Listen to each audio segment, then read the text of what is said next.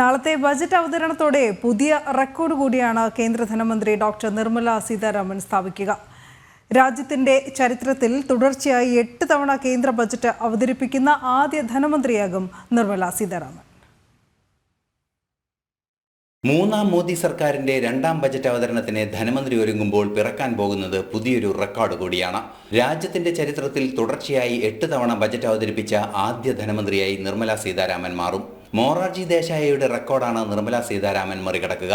2019 നിർമ്മല സീതാരാമൻ തന്റെ ആദ്യ ബജറ്റ് അവതരിപ്പിക്കുന്നത്. 1959 63 ഇടയിൽ തുടർച്ചയായി 6 ബജറ്റാണ് മൊറാർജി ദേശായി അവതരിപ്പിച്ചത്. എന്നാൽ ഏറ്റവും കൂടുതൽ തവണ ബജറ്റ് അവതരിപ്പിച്ച ധനമന്ത്രി എന്ന റെക്കോർഡ് ഇപ്പോഴും മൊറാർജി ദേശായിയുടെ പേരിലാണ്. ആകെ 10 ബജറ്റുകളാണ് അദ്ദേഹം അവതരിപ്പിച്ചത്. ഏറ്റവും കൂടുതൽ ബജറ്റ് അവതരിപ്പിച്ചതിൽ രണ്ടാം സ്ഥാനം പി ചിദംബരമാണ്.